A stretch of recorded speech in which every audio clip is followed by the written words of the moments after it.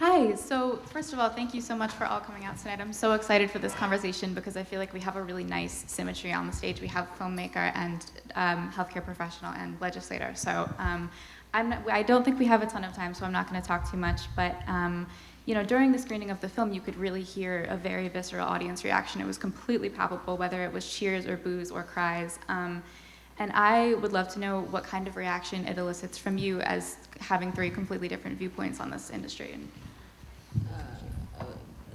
Well, let me just say this. I think the film, the challenge for the film is that there's a lot of history in it. There's a lot of educating, which, you know, could be boring. But so we were trying to distill a lot of information and also keep the emotional story going. And we were asked to make this film with Netflix, and Netflix wanted us to represent both the pro-choice and pro-life side of it. We deliberately call them pro-life and not anti-choice because that's the language that they use. So it really was a dance for us, but I think the way we look at this is that it's very much from the point of view of the filmmakers, which is a pro-choice point of view. You know, that's what we attempted to do, I guess. So for me, obviously, I live and breathe this every single day. And when you live in this space all the time, it's sometimes easy to forget that there is a world outside of the work you're doing who is supporting that work. And so for me, it's always nice actually to sit and watch the film with other people who are watching the film, and particularly sort of the moments of like being totally aghast at, you know, like what's happening, or the other moment is there's usually some tears at the Wendy Davis moment, right?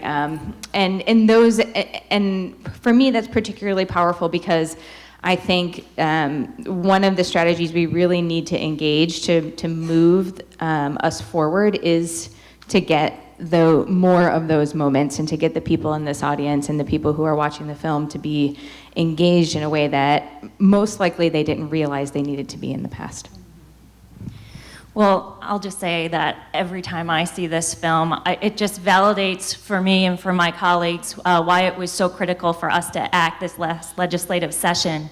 After Kavanaugh became the newest member on the Supreme Court, we knew we had to act in Vermont to ensure that the rights that women have now in this state are protected in the short term and the long term.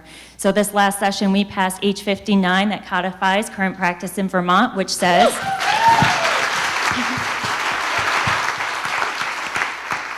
a woman's decision of what she does with her health care is with her provider in the exam room and not in our committee rooms.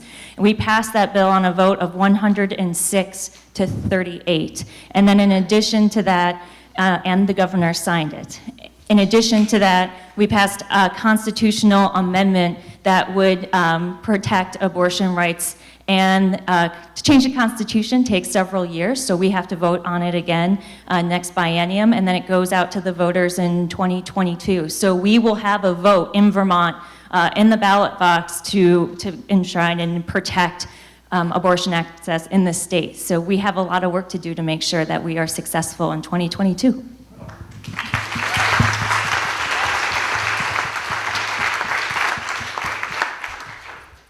So thank you so much for the work that you've done, and that leads me to my next question of the film concluded right before the nomination of Brett Kavanaugh, and obviously there's been a lot of political turmoil surrounding these issues since then. I was wondering if the three of you could speak on how everything that has evolved since that time has changed any of the viewpoints that you have, or evolved them on what you specifically have done.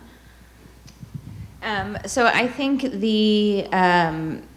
this administration, and a piece of that being the changing tides on the Supreme Court, have certainly emboldened the anti-choice movement. And we've seen a series of states, including all of the ones that I work in, pass abortion bans. There are currently somewhere between 12 and 15 abortion cases that could be coming up through the Supreme Court.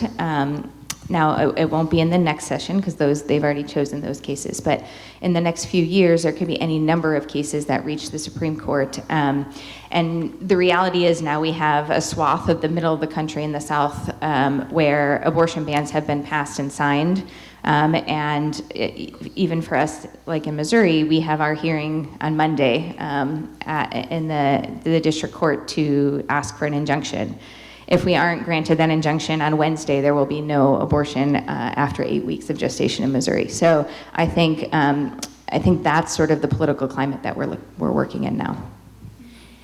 So I think for me, in thinking about this battle, even though we've passed this legislation in Vermont, is not over, because there is now a gag order on Title X, which is funding for low-income families and to have access to critical basic healthcare services like birth control and screening. And so we lost that funding in Vermont because we refused to tell our doctors what they can and cannot say to their patients. And that means that we have to fund that, which we did and we will continue to do. But there's going to be many other ways in which the federal government will try to chip away at access, whether it's funding rights or what doctors can and cannot do. And so I think we need to stay really involved and aware of what's happening, because that did happen in Vermont and we funded it, but we did that because that's who we are and that's what our values are. I don't know who's going to be in the legislature 2 or 3 years from now, and so I think it's important that we remember to fight for that funding as well.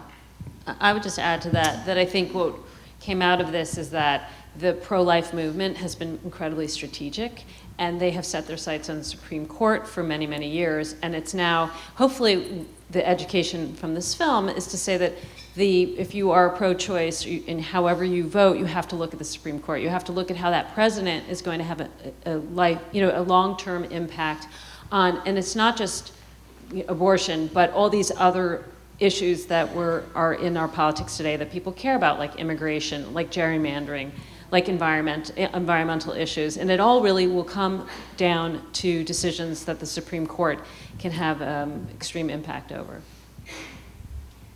So this film is mostly aimed at you. From such a gigantic history and very complex over very many years, I was wondering, you said you had a little bit of direction from Netflix on how to frame it, but I was wondering how you chose from such a breadth of options, all of the footage and all of the research. Yeah, it was really hard.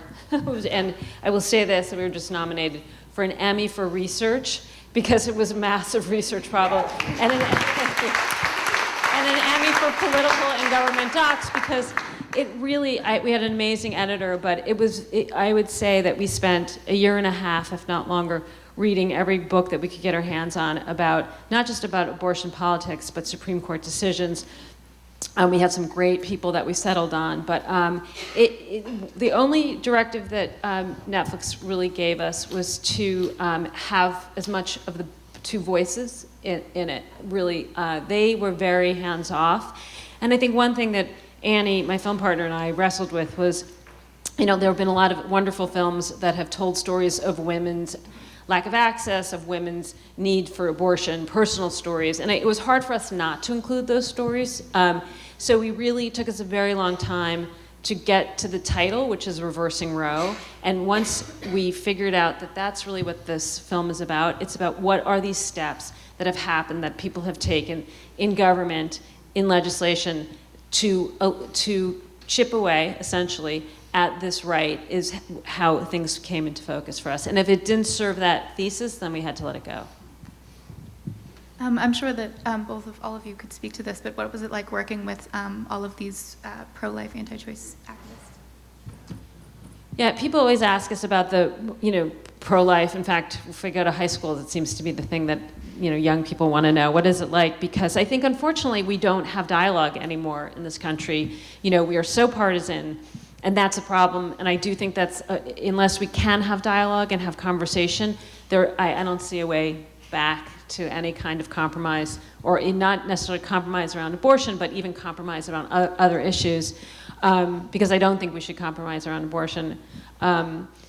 So it was kind of like what it was. I mean, I think Annie and I went into it trying to be as respectful as possible and to ask questions and to let people have their opinions. And it's, it's distilled into a 90-minute movie. It's a lot more nuanced, obviously, in life. And I think that ultimately, if you have a strong religious conviction and you're in that, you believe that abortion is murder, then of course you're going to go out and protest, and you're going to want to speak to that belief. But I don't think that that's really the majority, and it's not statistically, and it's just the fact that it's become politicized and a political weapon is really what the problem is. So I wouldn't characterize my interactions with them as working with them, but but what I will say is this: my approach to my advocacy is I very intentionally talk about the work that I do in just about every single space that I exist. And so sometimes that means my wife has to give me can we have 5 minutes at the new house with the friends before you go into the abortion thing, right? But I do that very intentionally because of a couple of things. One, because actually way more people support this movement than feel comfortable talking about it until you open up the conversation to say hey, what do you do in life? I'm an abortion provider. Oh my God, let's talk about that, right? So I think, one, it identifies supporters who would otherwise be quiet.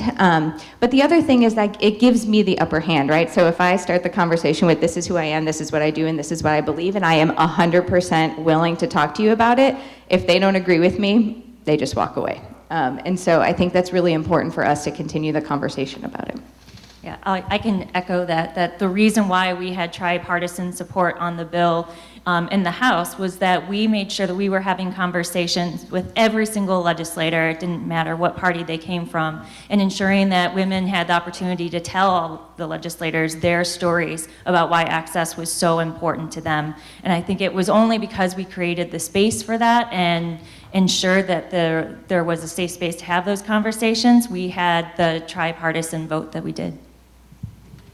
One of the things that that particularly stood out to me in this film was the Sherry Finkbein story, and how in all of that footage, all of the rhetoric surrounding her specific case was so similar to the way that we talk about it today, and that was decades ago. I was wondering if you could speak to anything within this film, within the research, that particularly stood out to you as important or shocking.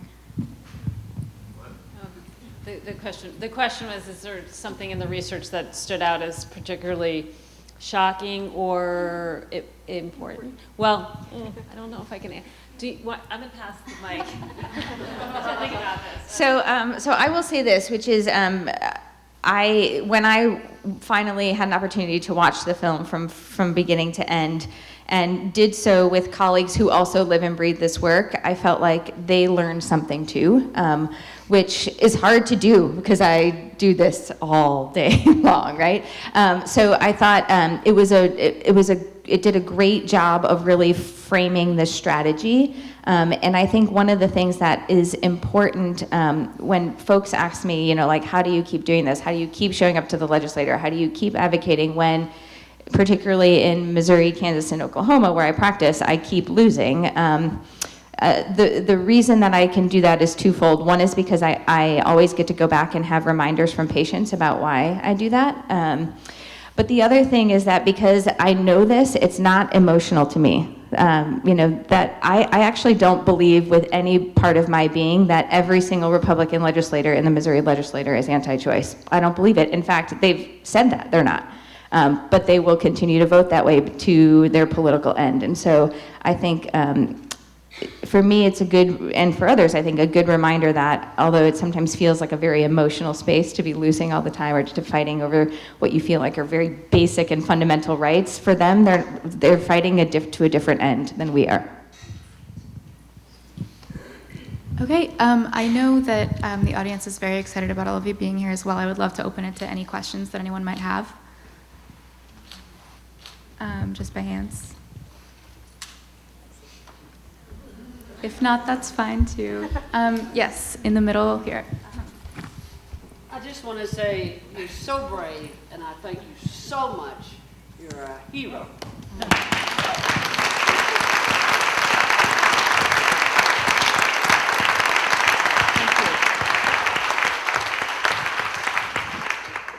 Yes, I saw a hand.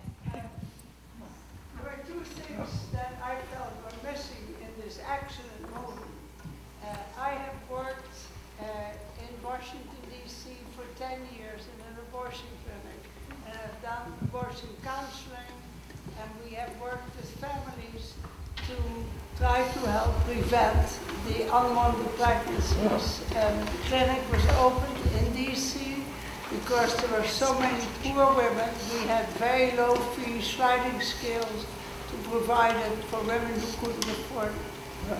So 2 things I was missing in this. This is 1973. What I was missing in this very male environment, the role of the male in the unwanted pregnancies. Yeah.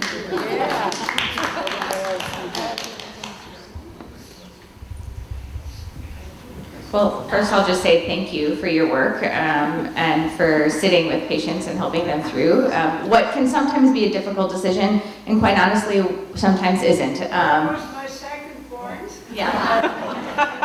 Extremely important. You did mention briefly that most women have a very hard time making this decision, and I think that should be, it's not what it is made to believe, oh, I just don't feel like having a baby. It is not that simple. And as a psychoanalyst now in life, and I look back, is many women had a very hard decision to make. Those were the 2 points. Yeah, so I would say that that my experience is that women sort of, or people who are seeking abortion sort of span a whole spectrum of I'm pregnant, I don't want to be, this is not a hard decision, I'm having an abortion, to people who really struggle. And I think the important thing is that the experience is theirs, and we validate whatever that experience is. I also think that what is true is that nobody sort of grows up thinking, someday I might have an abortion. Should I have it when I'm 20? Should I have it when I'm 40, right? That the decision to have an abortion comes from sort of consideration of whatever your current life situation is. And oftentimes, and we see higher rates of abortion in marginalized populations, people who are poor, Black women, for example. And that is a consequence of the layering of oppression and systems of targeting people, housing inequity, pay inequity, systematic racism. All of those things affect the sort of current life circumstances that bring people to a place where they feel like they need to have an abortion. And I will say one of maybe the most important things that has happened this week, and the representative highlighted this, is the Title X gag rule going into effect. And so for just a tiny bit of nuance about that, which is it is the only federal safety net program that provides access to contraception for poor people. And so by design, the only real consequence that will happen is that more people will need to have abortions as a result of that. Yeah. Ironically, I don't know if you know this, but Title X was actually started under the Nixon administration, just to give you a sense of how far we've come with this in the political realm.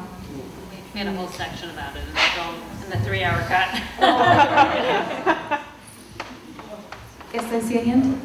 Yeah, so I wanted to echo what was said before about your heroism. Thank you. I'm just wondering how you think about and deal with the possibility of threat, physical violence, and have you encountered that, and what do you do about that? So thank you. I will say I do long for a day when being a doctor is there's nothing heroic about just doing your job, which is actually what I feel that I'm doing. So safety and security is approached by each individual abortion provider in their own unique way.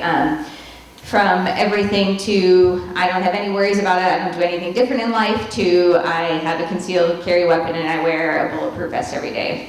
I sort of fall more on this side of the ropes. I will say something that the general public doesn't know is there's a lot of people who have their eyes on me and on the clinic and those who work at the clinic. And so every clinic that provides abortion does have a domestic terrorist FBI agent assigned to them. We do have very experienced social media folks who are in the dark web and all those other places that bad people hide, right? So that most of the threats are identified and dealt with well before they even become an issue.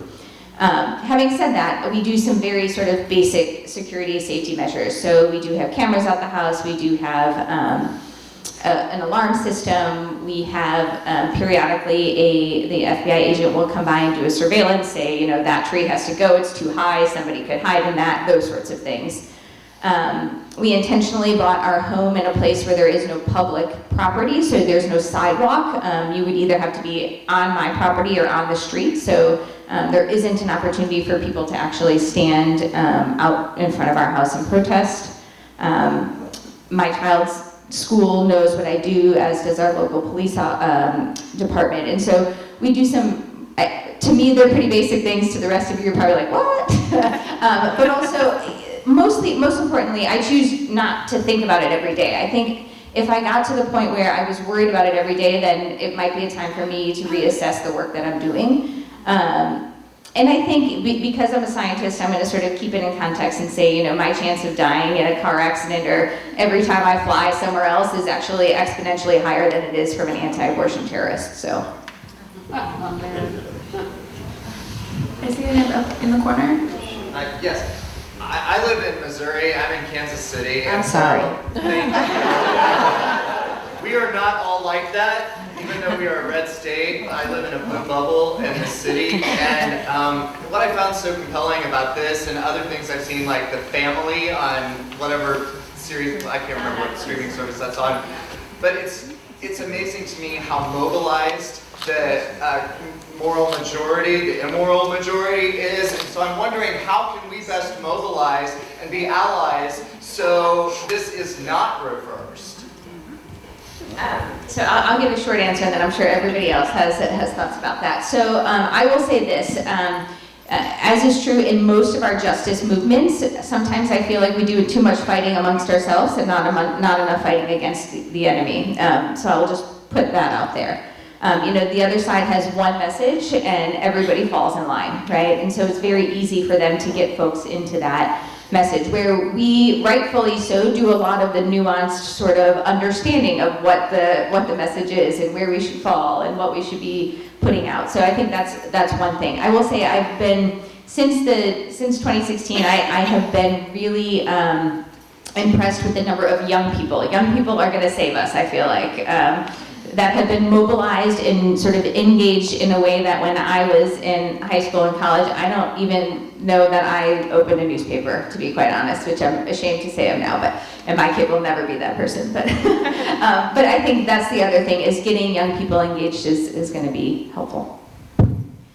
So obviously, I'm going to say voting, right? Voting in every election and asking your legislator where they stand on this issue. You know, even in Vermont, we had 38 Republicans vote against this bill, and there were a lot of people who were surprised because we just haven't been talking about abortion at the State House. It hasn't come up, and so this was the first time that it was going to be debated on the floor. You know, in recent memory, no one could remember last time we had debated it. And so a lot of people had never asked their representative where they stood on it. So I would say be involved, ask your elected officials where they stand on this and vote with that. And I'll just echo what you said. I really think that this next generation is going to change things and make the world a better place. But it is up to us to vote. Remember to vote.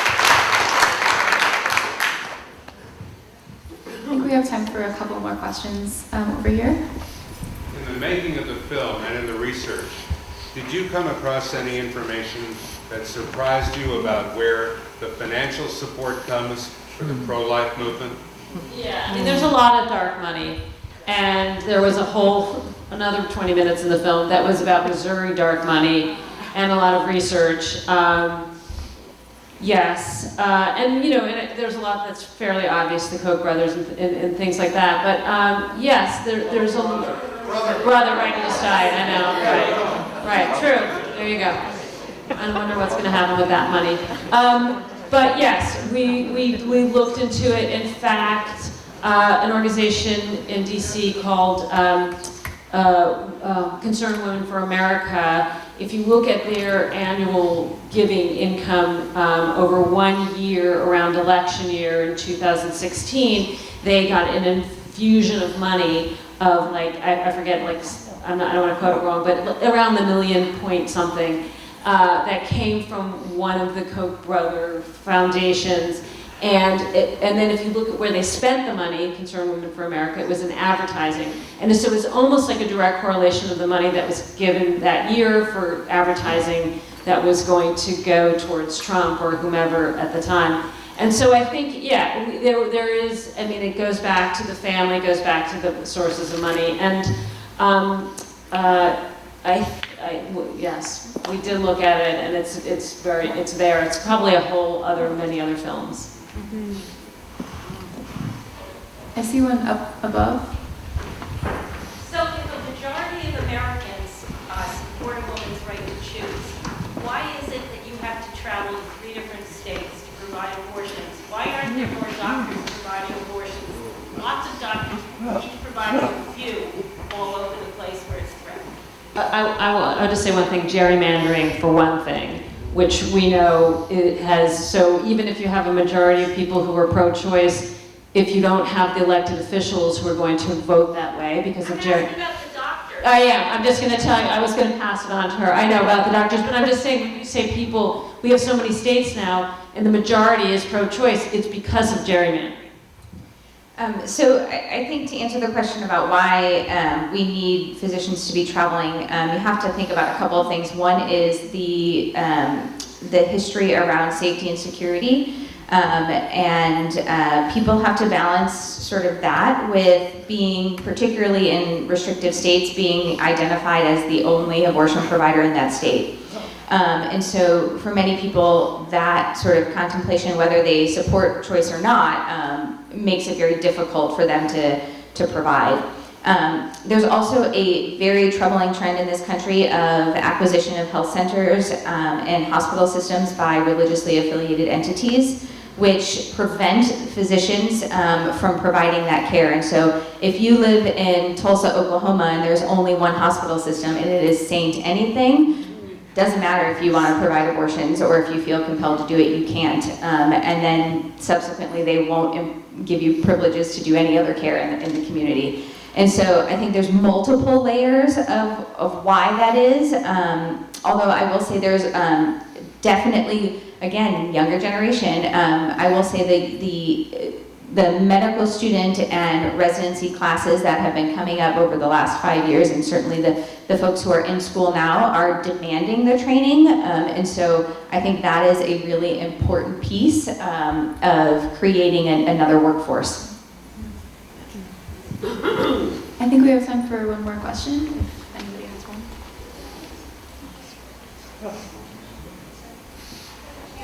Up there.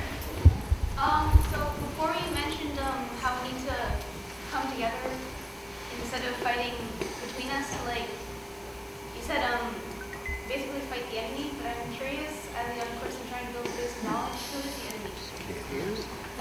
So I would say that for me, the enemy is anybody who. Well, let me say this. So I think when I talk about limiting the fighting amongst ourselves, the nuance of that statement is we all have a lens in which we sort of exist in the world, right? And so my lens and the way that I can sort of speak to the issue is as a physician, as a woman, as a mother. Those are the spaces that inform my positions. And I need to allow space for somebody who exists in another space, right? So I need to allow for space, for example, for a Black woman to tell me how she exists in the choice world.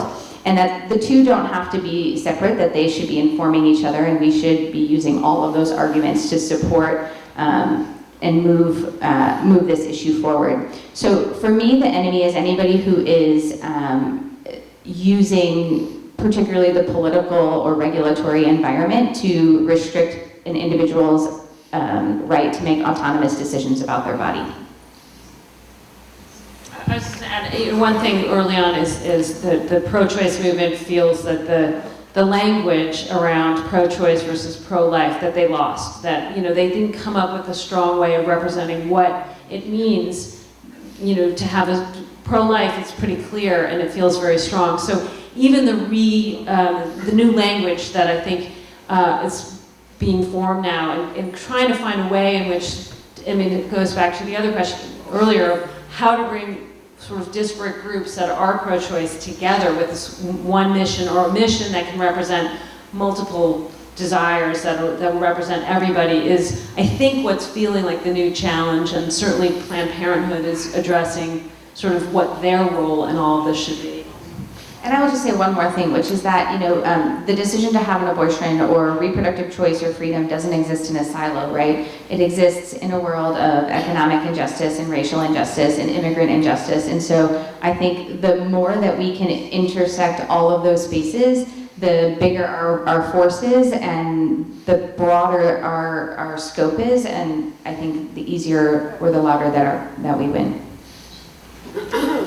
Yeah, I'll just say from the legislative perspective, you know, there are different angles about what we should be doing to expand access, and we feel that tension in the legislature about what the most consensus is around how to protect it. And so I think even in our community, in the legislative world, there's a lot of different opinions, and we all share the same value of protecting access, but we have different ideas of how to do it. But this is the time for us to come together because this is a critical moment and there's so much at stake. I think that's all the time we have, but it's been such an honor for this to